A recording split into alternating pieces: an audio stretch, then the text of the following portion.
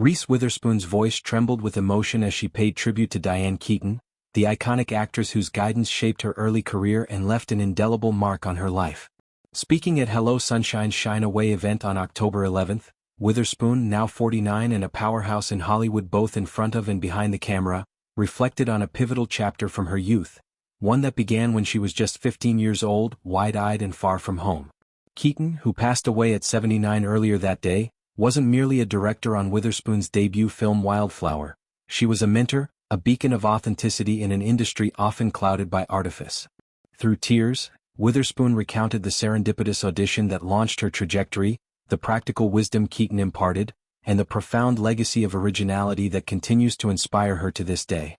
Witherspoon's journey into Keaton's orbit started in the humid summer of 1991, when a girl from Nashville, Tennessee, stepped into the unfamiliar terrain of Los Angeles auditions.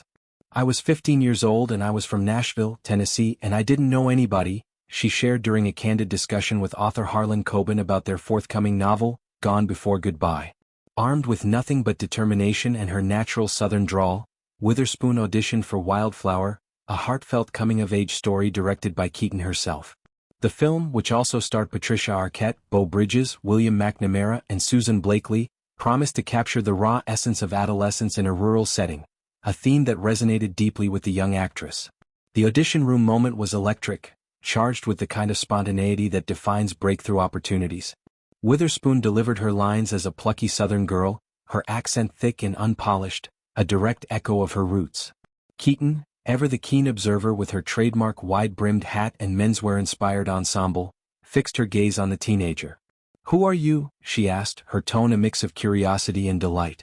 Witherspoon, unflinching, replied, "I'm Reese Witherspoon and I'm from Nashville, Tennessee." Skeptical yet intrigued, Keaton probed further, "Are you making that up? That accent you're doing?" The response, "No ma'am. I'm from Nashville, Tennessee and I'm here and I'd love to be in your movie," sealed the deal. In a whirlwind of enthusiasm, Keaton declared, "Well, you're hired. You're hired today, tomorrow and the next day. I don't know who you are, but I am so excited to have you." It was a vote of confidence that Witherspoon would carry like a talisman, propelling her from obscurity to the silver screen. That summer on the set of Wildflower became, in Witherspoon's words, one of the most important summers of her childhood. A transformative period where professional aspirations intertwined with personal growth under Keaton's watchful eye.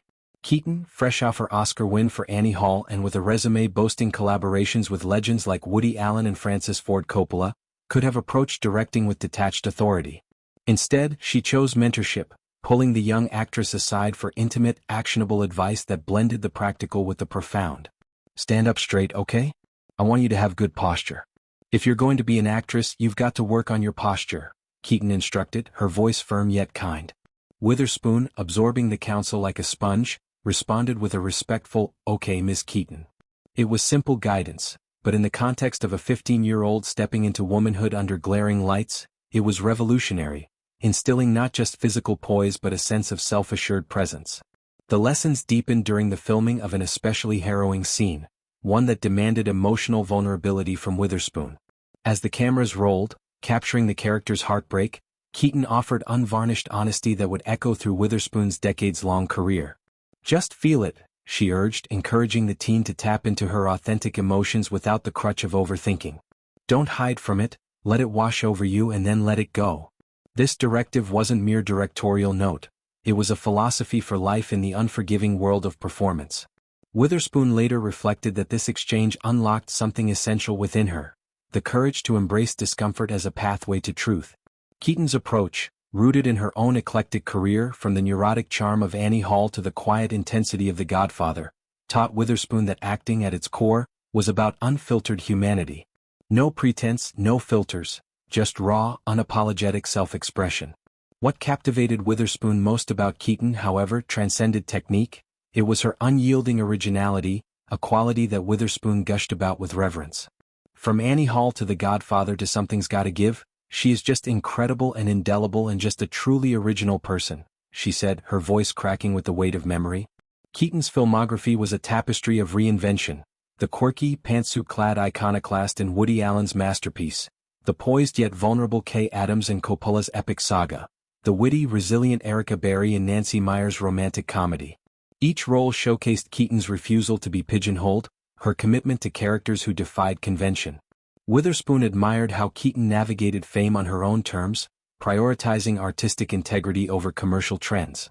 In an industry that often rewards conformity, Keaton's path was a clarion call to authenticity, a lesson Witherspoon internalized and later channeled into her production company Hello Sunshine, which amplifies women's voices through storytelling. As news of Keaton's passing spread, Witherspoon's tribute at the Shine Away event became a poignant coda to their shared history, blending grief with gratitude. Hours after the revelation, amid discussions of her novel with Coben, she urged the audience to honor Keaton's spirit in tangible ways. So for Diane, watch one of her movies and wear a really cool, interesting outfit, black and white. Take a cool picture and just live your dream. Just be your unique, interesting self, she advised, her words a manifesto for Keaton's ethos. I think Diane would be really happy. It was a call to action laced with affection, to emulate Keaton's style, those signature turtlenecks and oversized scarves, not as mimicry, but as homage to a woman who lived vibrantly, eccentrically, wholly herself. Witherspoon's bond with Keaton extended beyond Wildflower, influencing her evolution from child star to mogul. The posture advice evolved into a broader posture of confidence, seen in Witherspoon's Oscar-winning turn in Walk the Line or her producing triumphs like Big Little Lies. Keaton's emotional candor informed Witherspoon's portrayals of resilient women, from Legally Blonde's Elle Woods to the morning show's Bradley Jackson.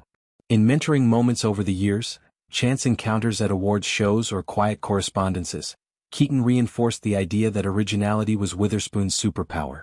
You have a light that's all your own, Keaton once told her, a sentiment that fueled Witherspoon's advocacy for female-led narratives.